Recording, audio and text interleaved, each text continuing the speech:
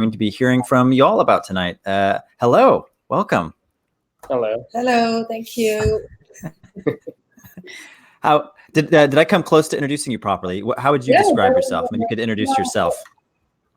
That was pretty good. I mean, I think that we're combining a little bit of the immersive and the architect together, and Alessio has been joining our team. He was an intern and became a full-time employee, and he's our XR creator with a background in architecture, which is a little bit of a new thing. So we're trying to foray into a new world and figuring out how to create and produce at the same time in this architecture environment.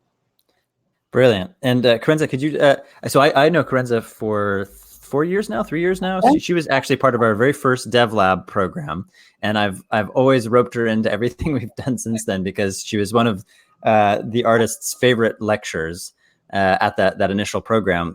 So every time we do anything, I always try to get Kerenza involved. But I actually don't know your title at Morphosis. What do you do on a day-to-day basis at Morphosis? So I basically oversee all the technology related design issues. So every time we have to do something that has a high level of complexity that requires smart, intelligent modeling systems like parametrics and advanced visualization, it's just, the evolution of the practice is kind of forcing us to really push using different strategies and technology. And so I oversee that aspect of the work, which obviously now is introducing a whole new set of approaches. And that's been my priority for the last 5 years, I would say. Wonderful. Cool. Well, with that, why don't we dive into your presentation? What are you going to be talking about tonight? Well, today we're going to kind of introduce you a little bit to the architecture world and how we think about things, and obviously how kind of a broad overview of how these spaces come into play. We are near the metro line, so if you hear a little bit of noise from time to time, ignore it. So can you see our screen? You can see the screen. I can. Yeah. I put you big. Your video feed went away, but it's okay because we're watching your slides. So Morphosis is located in Culver City, and we have an office in New York. It was founded in 1973 by what we could call now a star architect. But as you can see, he didn't put his name on the firm, and he's really leading in a very collaborative, inclusive way, fostering certain talents to kind of drive architecture forward under the kind of this overarching philosophy about how to treat space, how to deal with social, political, and economical aspect, culture, everything else as well, and performance in relation to the buildings as well. So overall, there's a global kind of philosophy about how we want to approach architecture and how we put a piece into the world. And locally, within our firm, we're looking at a highly collaborative workflow that allows us to kind of bring new ideas forward in technology. Cool. Wonderful. We have projects all over the country, a lot of international stuff. We have one office in New York, and we have satellite offices in Korea and China right now because we have a few projects there as well. This is our little intro to the office space right now. It's kind of an open floor plan where we have a lot of artwork that we produce. We do a lot of mock-up and prototyping. We'll show you some of that. And it's a very kind of flat, collaborative driven environment, and it's a building that we constructed a few years ago here in Culver City. So part of the body of work that we have has been featured quite a lot, but we just choose a few of those that have very kind of strong characteristics that we're looking at today.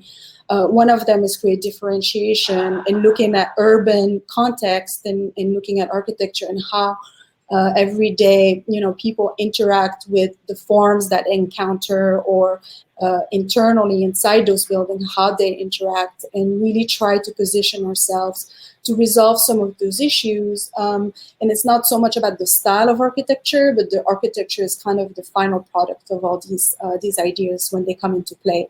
This is a very recent building on Roosevelt Island in New York, and this is what we call a net zero building, which is a building that produces as much energy as it is using. And you can see the roof is made out of solar panel. It has a lot of different strategies, but that's part of kind of that philosophy, again, to look at how people interact, what the tasks are inside these buildings, and to either provide some way to enhance these relationships and enhance these environments, while at the same time maybe proposing new ways of doing that. We are definitely playing with textures, colors, light, transparencies, and really looking at all these properties of materials and combinations of materials within these spaces to create a certain experience. But we never in the past thought about this in the other way, where you would come in, right? Where you say, well, I want a person to feel a certain way, or to have a certain relationship or perception of the space in a certain way. We go from the other side, which is, what are the components to create the building, and how does that then emerge from very kind of rational aspects. This is another building that's on its way forward in LA as well. And again, it's creating a vision for what we want to feature. Most importantly, how these things are going to touch the ground, how they're going to touch the sky, how they're going to interact with the urban fabric, and again, how we're starting to kind of break the ground layer and lift the ground layers within these very kind of treeless urban space, to increase kind of a more kind of ecological, but also looking at just again interaction, cultural issues, and see how these things can begin to address each other. And as I mentioned before, some of these interior space, like this one, for example, this is Cooper Union in New York as well.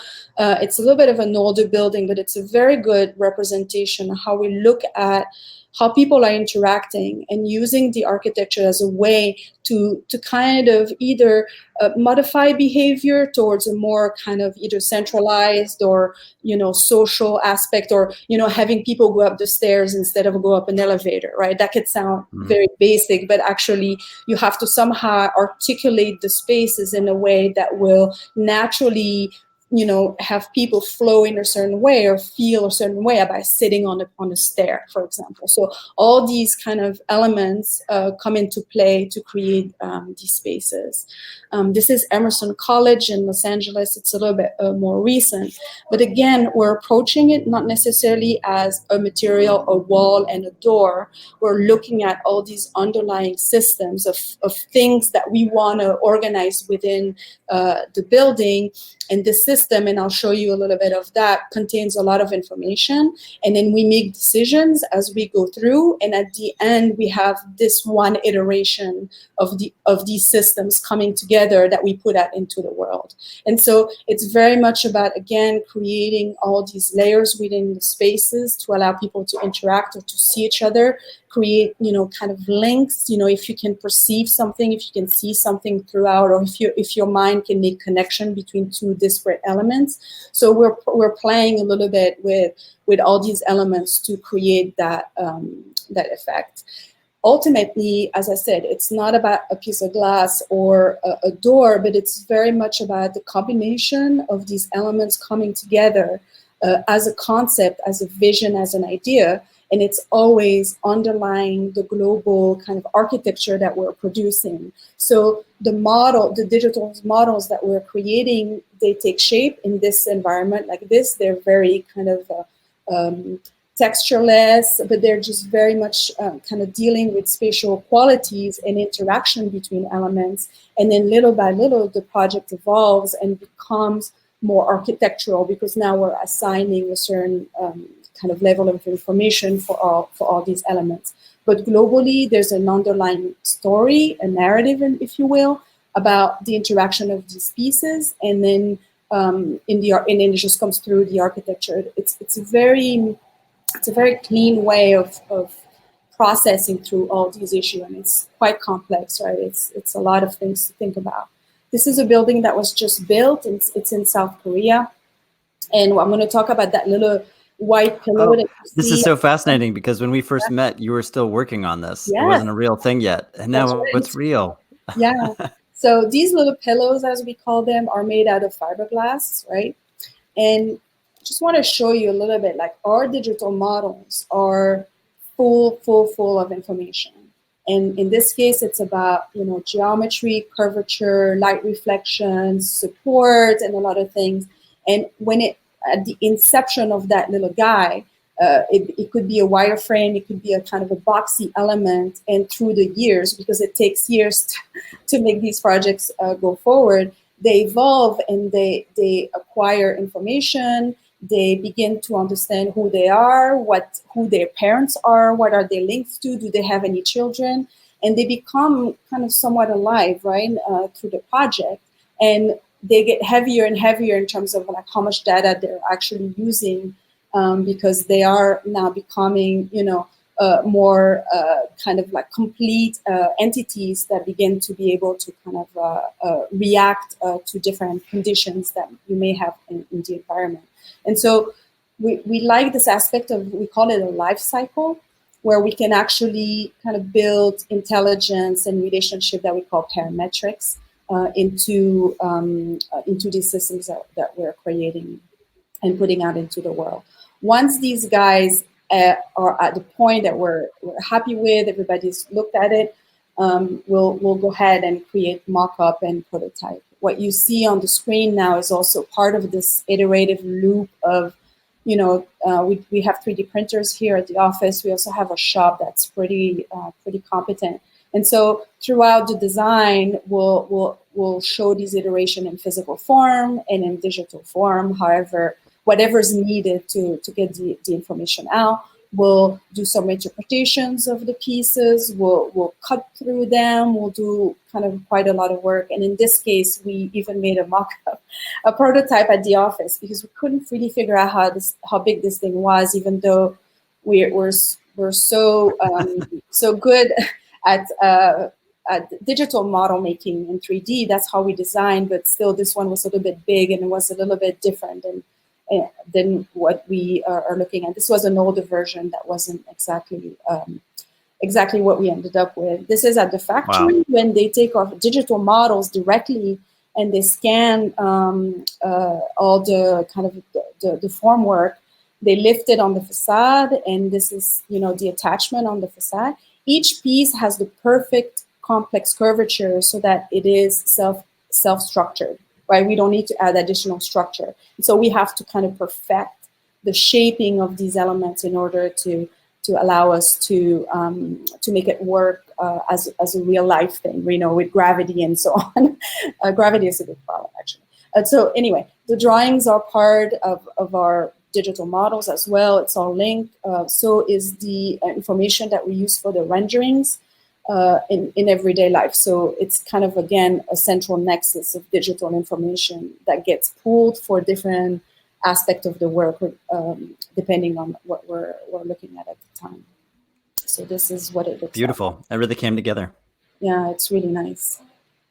And so talking a little bit about spatial quality and the narrative that comes in architecture. And so we'll always look at the site as a larger component, right? We're not just thinking about the building itself. We're thinking about how it sits in the urban fabric or wherever it is in the context, how you access it, and what kind of visual or architectural cues do we start to, kind of lay down, either very powerful, in a powerful way or in a very subtle way, depending on, what the building is doing at this time.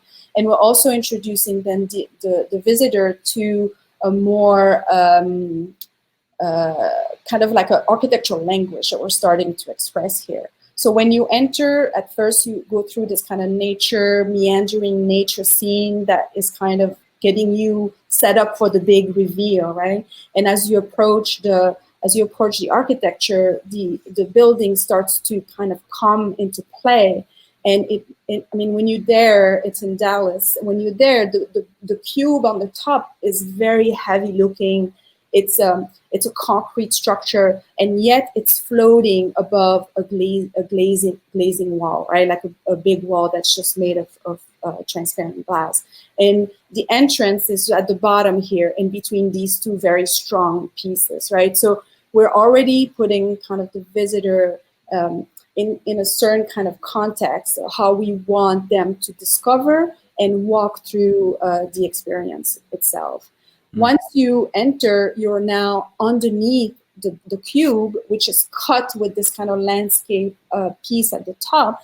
And again, because you've just approached it from that very specific point of view, you now are aware of your physical presence within this larger context, right? So we're already like setting up the scene here for, it's not so dramatic yet, you know, we're still kind of letting you breathe by letting the light enter the space, but we're kind of setting up some of the architectural strategies in order to kind of have you feel or do what we want you to do, right? So the entrance to get into the actual exhibit space, you have to go up this elevator, and this elevator takes you to a second elevator, and little by little you lose perception of what is around you. Or we're starting to we're removing light, or we're removing the kind of global light. We're putting pinpoint lights now. We're changing the material, we're changing the color, we're tightening up the space to create like an absence of input, so that there is an anticipation because you see the light at the end of the tunnel, but you don't really know yet where you're going to emerge again within the cube. This is the emerging point where you come through. Everybody's obsessed with the camera, so nobody's looking outside, but usually there's like a reconnection with the exterior, with the city of Dallas, and with kind of the light itself. And the museum kind of does this type of manipulation of space, light, texture, and sound as well, to guide people through these experiences. Beautiful. I will take it a little bit from here and then. So as Kerenza connected, basically all of these experiences within the building are not just built part of the, let's say, the building itself, but they also give you a lot of emotions through your promenade or through your exploration, your personal exploration of the building. So it's good to reconnect with what we were saying about the virtual environment. We produced so much virtual environment in our work that we really don't know. It's not that we don't know, but we have a lot of choices to implement this virtual environment in some certain way. And right now we are targeting immersive experience because it's a great opportunity to reuse this sensation and emotion that you create through architecture, but more in a virtual scenario. So for example, if we keep going, like here, you can see how there is a very controlled use of the lighting. That is something very common when you're building any sort of immersive experience, right? When you're kind of think about not just about the performance of the game, but how you can, of the experience itself, but how can you actually use your point lighting in a way that it's creating some sort of atmosphere in your scene. So it's very connected with a lot of what happens in these buildings. And the little clip that before was looping was just a part of some of the experiences that we try to start to build, thinking about immersive realities, but also in terms of immersive realities as a space, not just as a experience where the users need to interact and do something, but also like how living the proximity of your virtual space, right? Mm-hmm. And then on these images, we're also looking at a way to not deconstruct the architecture, but look at the environment, nature, and try to bring that back into our spaces, right? And have a more transparent, literally and not so literally, but kind of an idea of building interaction with environment and how that can start to flip the script a little bit on expectations, basically. Nice. Here is another picture of project that, of course, I didn't experience here at Morph because I just arrived from 1 year, but Like I find it very fascinating, the Caltech center, because we see that there is this sort of quality inside in the interior that is pretty much very virtual. I mean, this is like a real picture, and it looks as a render. Like it's a lot of, in a lot of Morphosis project, we find a lot of this playful edges inside. These interiors looks almost like they're not very traditional looking like, but they are playing with space in a very articulated way.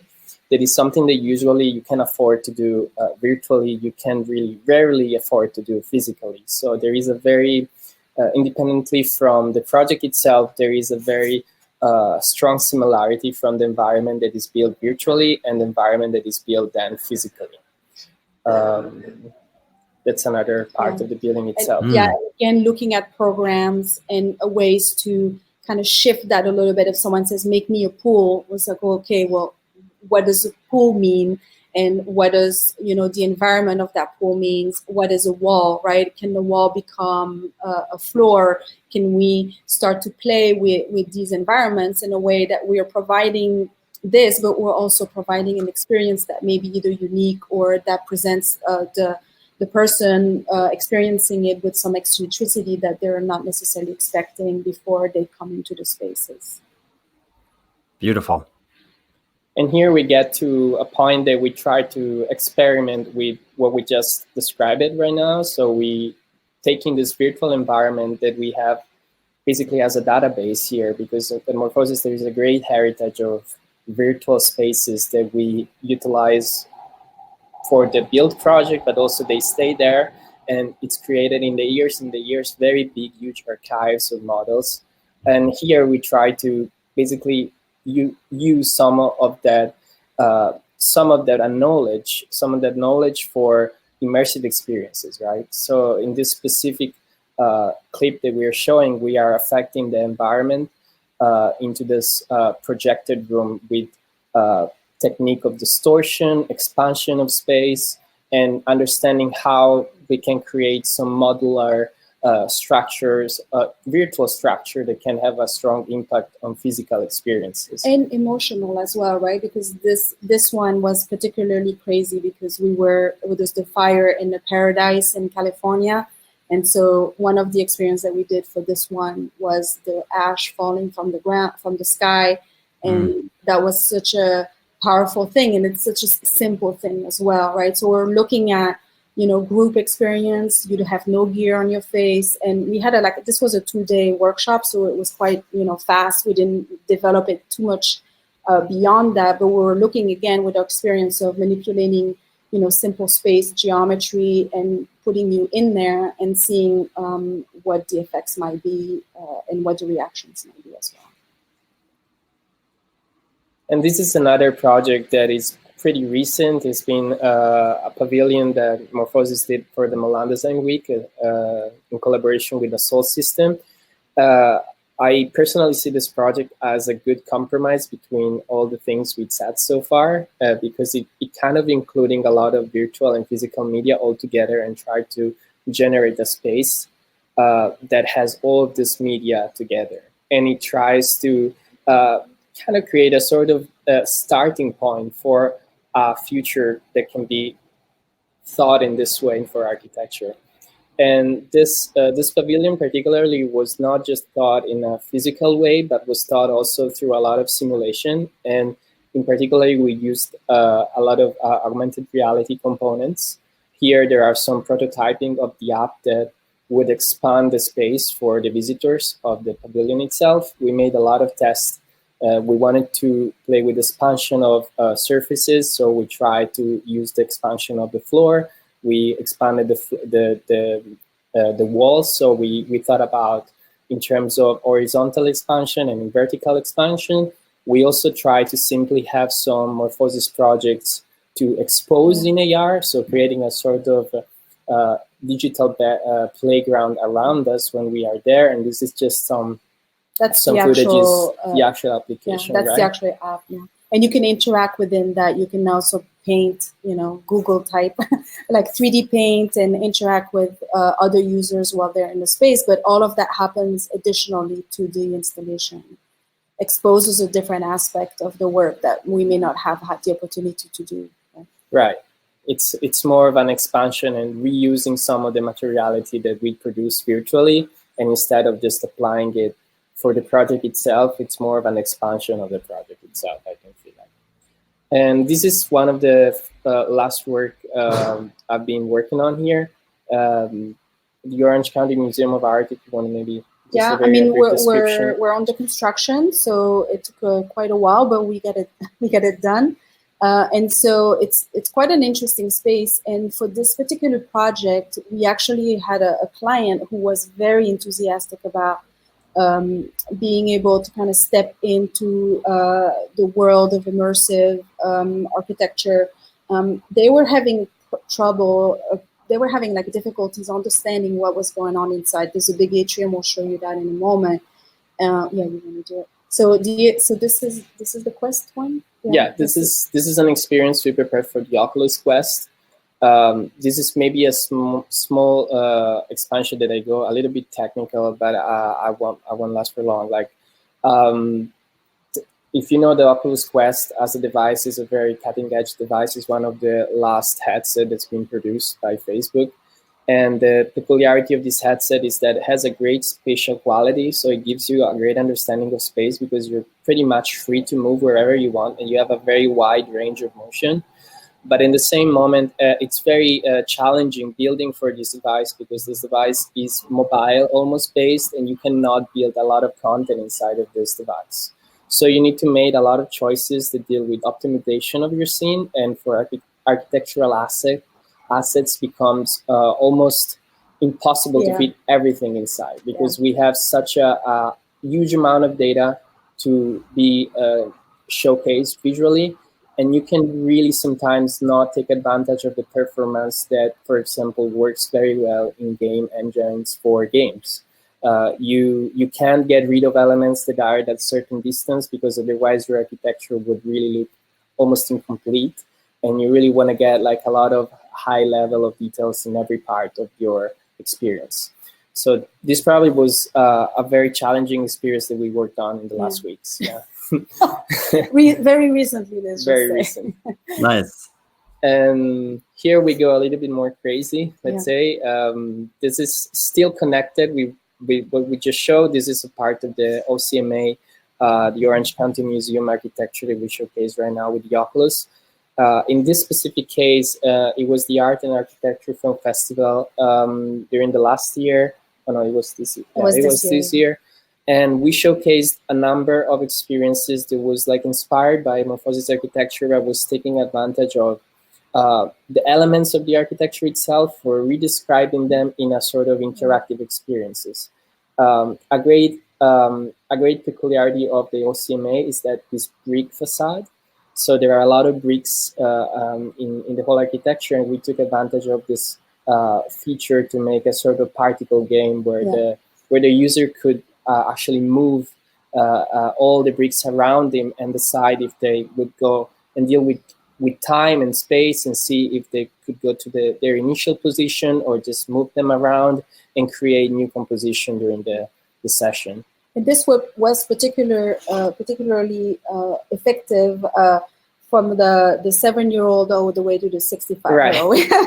Right. Everybody had a lot of fun with this one. It was pretty intuitive and also maybe somewhat educational about architecture a little bit. This is only we had 3 experiences, I think, over there. So this is just the fun one where they could just play around with it. Yeah, you can just imagine if you are in the middle of all this kind of storm of bricks and you're just moving them around at a certain point, you just decided they need to go back to their initial position and the architecture comes back again to you. It was a lot of fun, I have to say. It was a fun experience. Wonderful. This is another project that is it's in construction in Italy. It's the ENI headquarters, and it's the wider project in Italy. It's like one of the biggest site they have now. Yeah, it's one of the biggest things in Europe right now that is happening, and it's challenging for anyone, not just for the client, understanding the size of this thing and also understanding how it works, all the program and all of these things, because it's such a wide, such a large scale that it's very hard sometimes to understand what you're looking at, where is what, and architecturally also for you to break it down becomes very hard. Yeah. So we took this opportunity to build something fun. You can see some of the... That's what it looks like right now. Yeah. Wow. Yeah. This is like what's going on. Like you can see the size of the beams and the size of the plates. It's like, of course, oversized. Something I'm from Italy. I've never seen something like that built before. So I can assure you that this is like out of scale for my little country. But we took advantage of this kind of difficulties in visualizing the project, and we thought about taking in consideration some very contemporary interfaces of gaming and using them for making the project accessible to everyone, not just the client, but also like a large-scale audience that can interact with the model itself and can have a very familiar interface that can really pick up super easily. And it's just not very easy. It's also a lot of fun. So you could explore the project in all of these details and you would never get tired of it, right? And here is Fortnite on the right. If it's not clear, I'm not stealing. We are not stealing any copyright. It's just a fun way to show how some architectural asset can be explored, right?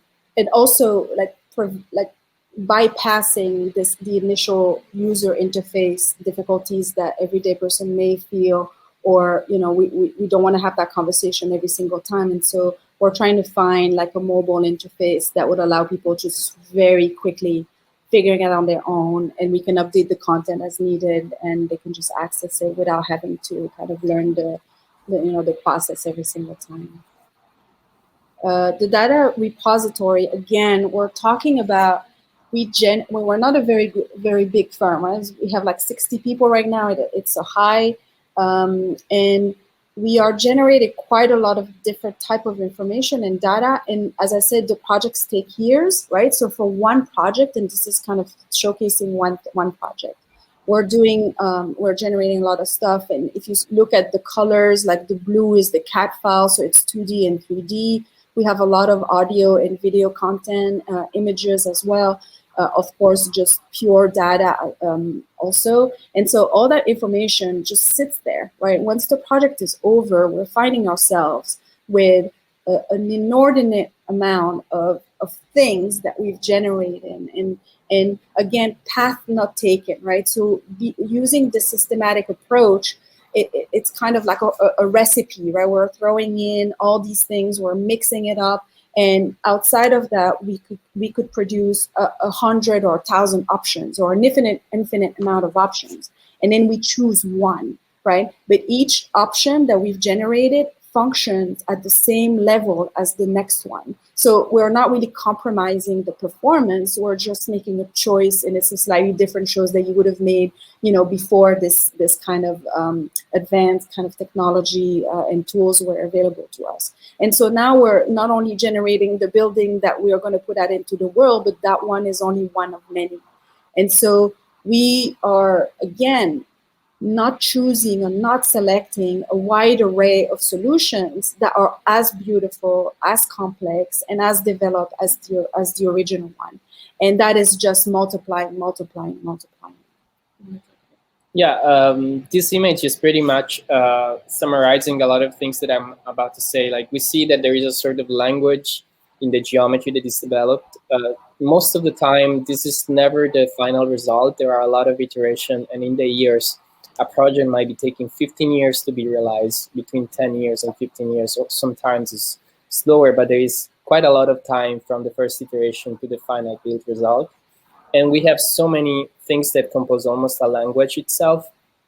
And also from an outside architectural point of view, I have to say, like, a lot of assets of Morphosis and a lot of assets of architecture in general are quite a beautiful object, right, to reference visually. Like a lot of, we know how the architectural community is able to be multidisciplinary and attach itself to many other things. And I think I've been lucky enough to work with some assets of a prime quality, like the assets of Morphosis, for some immersive experiences. And here, for example, we saw an application of it. So this project that we're currently working on, it's named Spinning Dead, and it's a VR experience where you are in a, let's say, very endless space where all these assets that are not being built are left there because their presence, it's not being no longer required in the physical world, right? That's why also the dark aspect of the experience itself, it kind of reminds you that there is some sort of not live assets, not really living assets right there. There is something that is being left apart, left side apart. And here we are interacting with that, right? We are reanimating these pieces. We are kind of repurposing a language that is being built, and it's being built in the ears, and we are kind of repurposing these pieces. It reminds me a little bit of the Stephen King book called Langolier, and I think there was a movie in the 80s where you approach a world in its inception, and there's a freshness, a crispness, a certain light quality about it. And then you get to the moment of the present, and then it's your interface, like your regular physical interface. And then you pass to the future when this world is no longer present, and then the light goes dim, the colors go dim. I mean, there's like a dying or decaying aspect to it, and an erosion that occurs. And I think it's very much in that line of thinking. Now, what these projects could be, what they can become, and how those things get implemented is a whole other question. And what it brings up also, and it's slightly different way, but we're already thinking about physical building, iterations of building into the world, having also a digital presence, right? And obviously the museum is the most obvious one that a lot of people are talking about. But so that as architect, do you design just a physical form, or with these very rich digital model, do you begin to propose that there's an existence that occurs both in digital form but also in physical form, and they talk to each other, they expand, and they have their own superpowers and their own ways of existing, that we can start to really kind of reconnect the world in a very different way, but again, architecturally, although either physical or non-physical as well. And it's also very important to remember that, like, how architecture firms live on making buildings. Like right now, we have the opportunity to work with these immersive realities.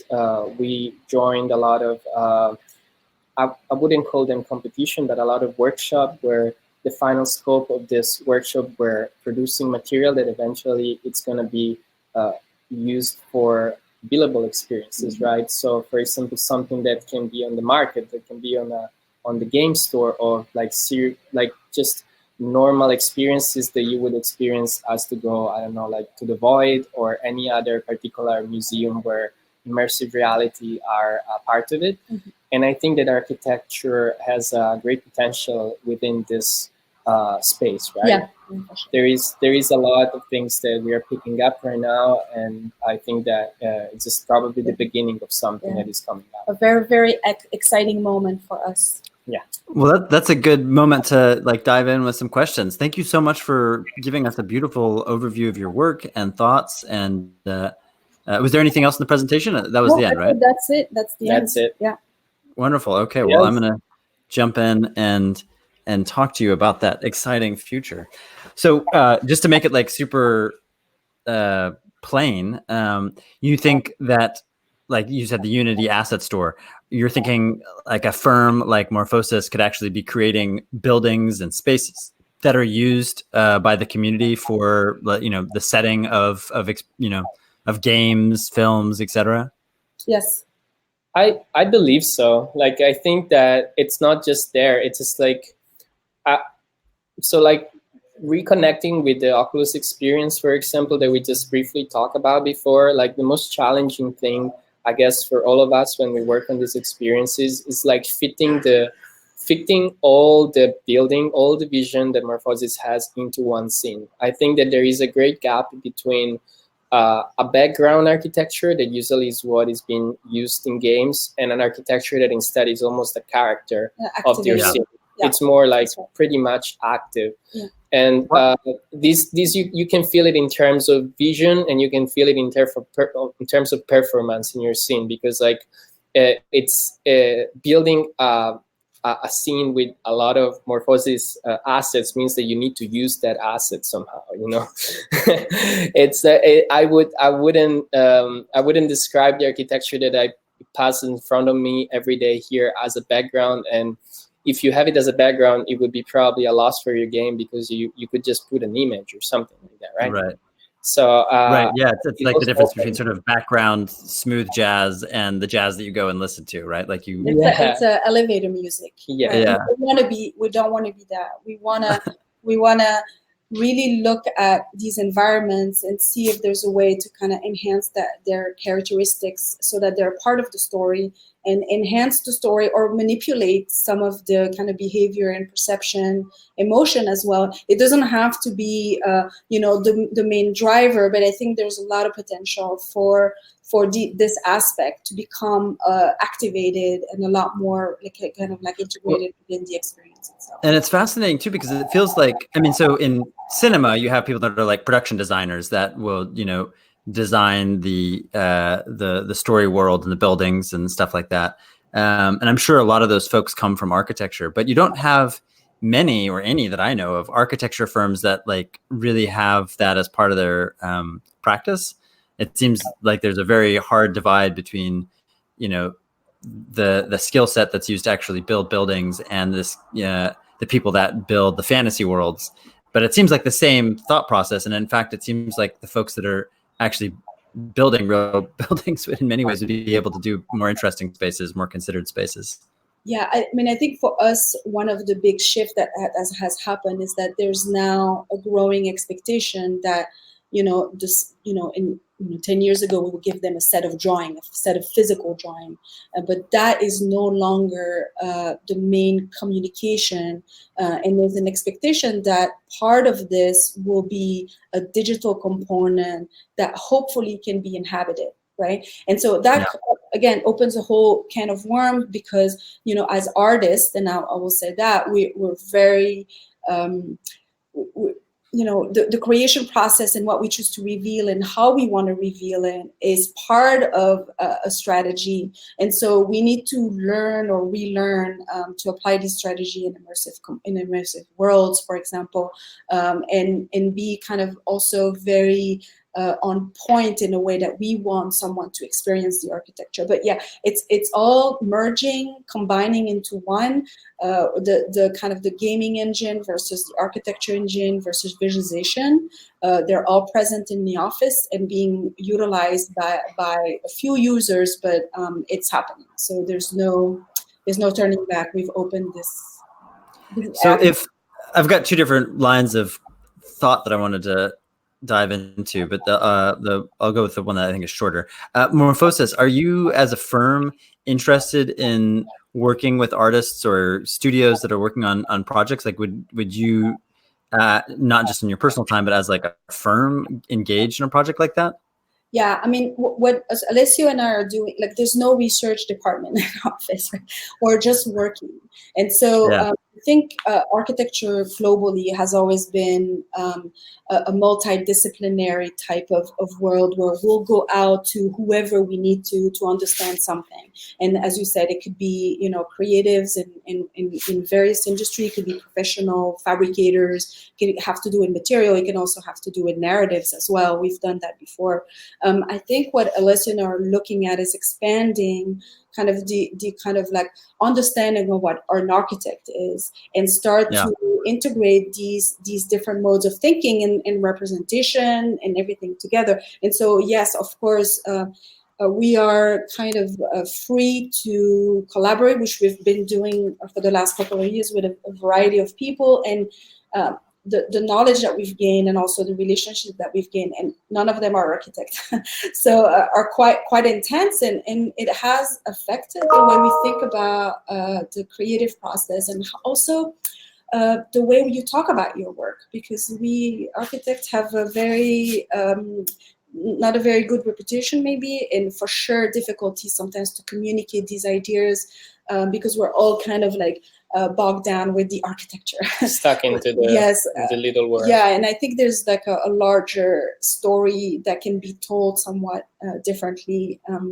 And for example, cinema is definitely a great way to approach it as well. It's funny how all of our little disciplines have words and way of speaking and a language that you kind of slip into, and can be very difficult from an outsider's perspective to decode. Like people that come from sort of like an art school background have a very specific way of talking about their work. Architects have a specific way of talking about their work. Filmmakers have a specific way. So the other thing that I wanted to dive into was around advice that you could give for artists that don't have an architecture background but are working in the immersive space. What are some like just really simple guidelines that you could give them for how they should think about the spaces they're creating? If they can't partner with an architect and they're building it themselves, what are some advice that you could give to them? So my first inkling would be to have someone go into a space that they know that has some kind of emotional impact or that speaks to them, and go in here, look at it, and try to deconstruct it in kind of large categories of components. What we usually manipulate. Sorry about that. We usually manipulate are forms. Textures and materials, and also light, right? And these very rational elements somehow create a formula when they come together and engage each user. And obviously everybody's slightly different. You come into a building with your own background, your own experience, so already there is a shift here. But if you look at it as a customized but also standard experience, if you can deconstruct the space and try to understand what is it about the space that makes you feel angry or sad or happy, and then try to see if the major components that are very much physical as well, and how that works. And sound is a huge one as well, right? And imagine just the everyday, strategies of, we were talking about it earlier. If you're inside a room and one of the wall is sloped, it makes a huge difference. How people walk around the room, like how you start to avoid, in a slope that's a little bit stronger than another may cause other types of kind of behavior. Or again, we talked about the light at the end of the tunnel, but again, those are things that you will recognize because in your world it's the same thing, but the line at the end of the tunnel evokes either fear or anticipation, right? And then how do you lead people towards either or emotion, and how do you engage the architecture or the space before that moment to kind of nudge people towards the emotion that you would to feel more. So let's just say if it's fear, and then what kind of texture, what kind of material, what kind of color or harshness of light do you use in order to very subtly lead people like unconsciously towards a certain emotion, and that usually works pretty well. So visiting a space that you have a strong emotional response to, and then trying to categorize it and break it down and sort of understand it. So that's one strategy. Any other advice for how they should go about thinking about the creating a space? Well, I mean, here, unfortunately, we couldn't show it, but we work a lot with sound and music in the last year.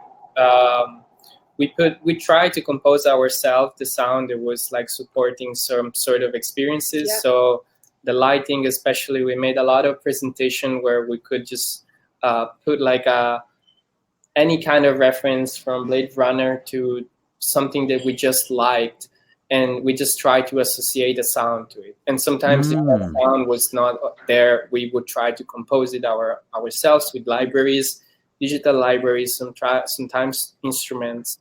But that was kind of crazy because we took very strong atmospheric images, right? And just adding a sound to it changes the feel of it completely. Oh, right? Totally. The type of sound that you do. And there's something about our culture because, someone from the Middle East or someone from Europe or someone from the US may have a very different reaction to that just because culturally they evolve in a different context, right? Yeah.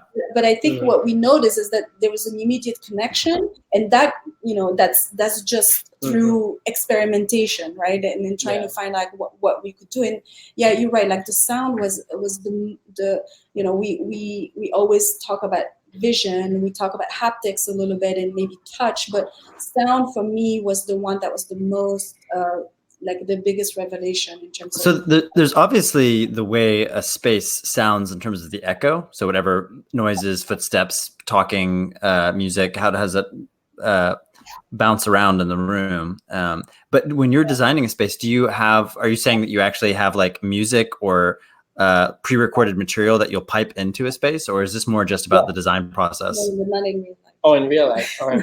No, in real life, what we do a selection of materials and textures, and that becomes part of kind of the global approach for certain spaces. We have also intermediate space, like when you walk from one space to another, what does this in between space smell, sounds, and looks like? And sometimes it's a palette cleanser, so you kind of tone down, you put carpet on the floor, the colors are muted, and then maybe there's like sound perceived from these other areas, but they're not within the same space, and then you re-enter another space after kind of controlling a little bit of the environment, and then there's an explosion or a kind of a heightened sense of presence again and dynamic interaction, because now you're part of another set of experiences or interactions, I guess, in some way. So there's no real formula. And as I said, we've never designed our building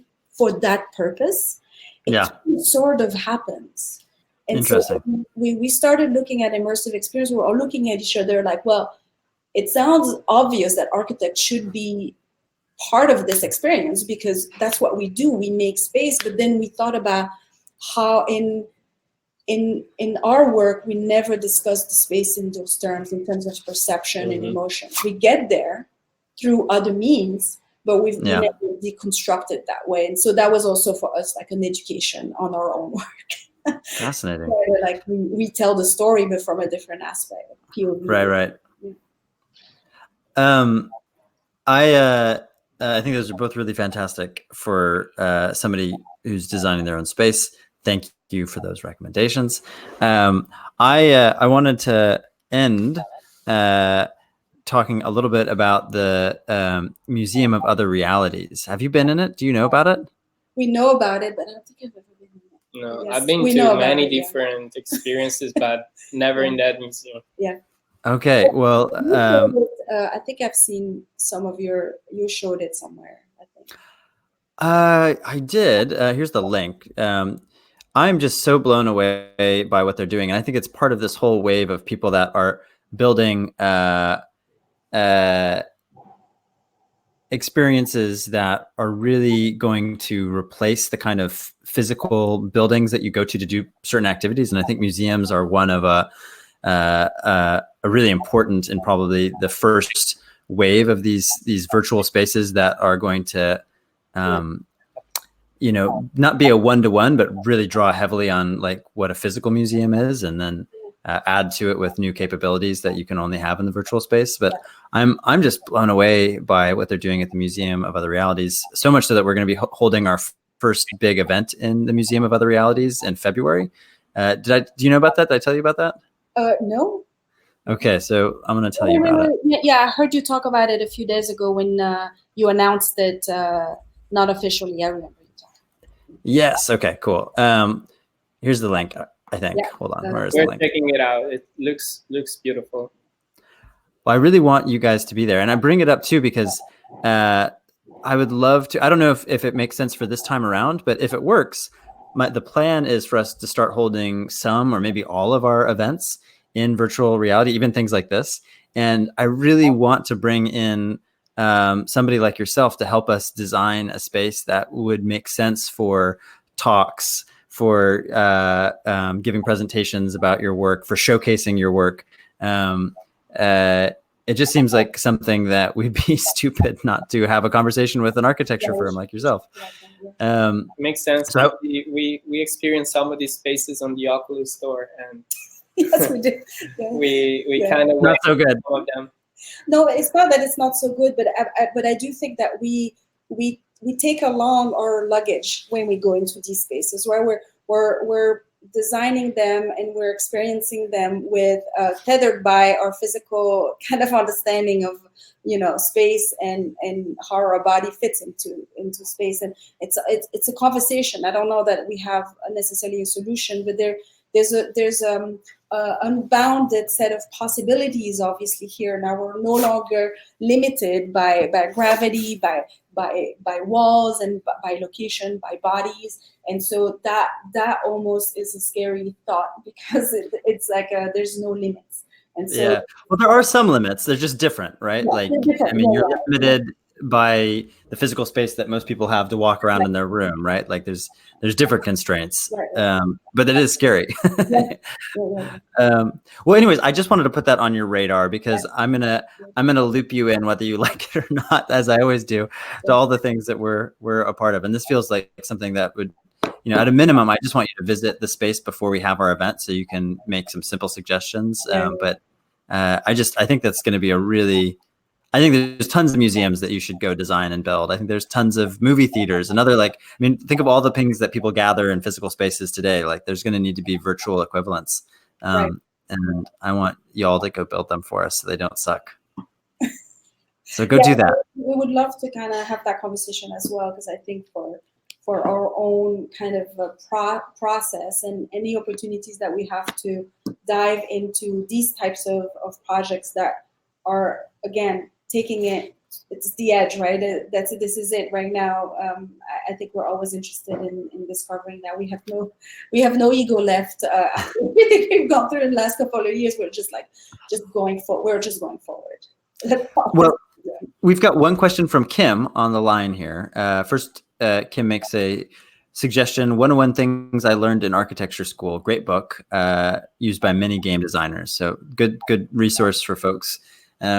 The other one is, does virtual architecture have a different grammar than brick and mortar architecture, joints, gravity, et cetera? And you mentioned that a little bit a moment ago, but do you have any thoughts on that? Well, it depends how far we go, right? So we have a portion of the immersive work that we do that is either representing the architecture or helping design the architecture, and that is architecture. And so we're talking about a building, we're talking about very specific things. And then there's the other aspect of the work that we do, which is an art form that doesn't necessarily want to be a kind of put in a box in terms of that, and so more about the object, the art piece, or the experience itself. So I think we naturally gravitate to a different set of vocabulary and language when we talk about an experience that is we call it a tangent, which is tangent to architecture. It's using some of the components, but it's not about architecture. It's not about a building. So yes, we'll switch. We'll also be, we now use the word asset. We use the word spawn. We've also now gathered a few terms that are still like people in our industry are like, what are you talking? Spawning? Yeah. What are you doing? And so it has now also influenced the other way around, which is, we don't need to talk about bricks. I mean, I would rather not, actually. It's open. Right? I would like to add that, for example, if you just start an experience on any headset and you get to this lobby room, right? Lobby? Yeah. This kind of menu room where you can access to any other experiences, it's most likely you're gonna find yourself in an architecture with mortar, bricks, and like wood in digital. That for me, and like Kerenza pointed out just now, it's very weird because you're just trying to creating something familiar to the user that he can relate to, and he can just understand a little bit this work. I think that somehow you're playing very easy as a developer. You're kind of not really pushing a lot of boundaries. You're most likely just reformatizing something that is physical in the digital, and that happens a lot. And there is much a wider conversation that can be done about interfaces and the way you decide to do something in space through motion instead of clicking, or anything else. Like there are no really rules, and someone should play with this forwards that there is not really like a rule, and that might be creating a lot of variety and diversity that maybe in the physical work it's not that possible. So definitely something to think about. Yeah. Well, you've both given us a lot to think about. Right now, I'm thinking about dinner and my little boy that I need to go feed. I really do appreciate you being generous with your time, as always. I am endlessly fascinated by you and your work, and look forward to the next time we get to talk, which hopefully will be soon. We're going to go spend some time in the Museum of Other Realities, I think not next week, but the week after. We're going to have like a little gathering there. I'd love to invite you to that when it happens. And if you're free, see you there and give you a tour, and we can talk about how these types of spaces can be more than just simple brick and mortar representations and really something expressive and evocative and beautiful. Okay. Sounds great. Thank you very much. Thank you. All right. Rene. Bye. Ciao.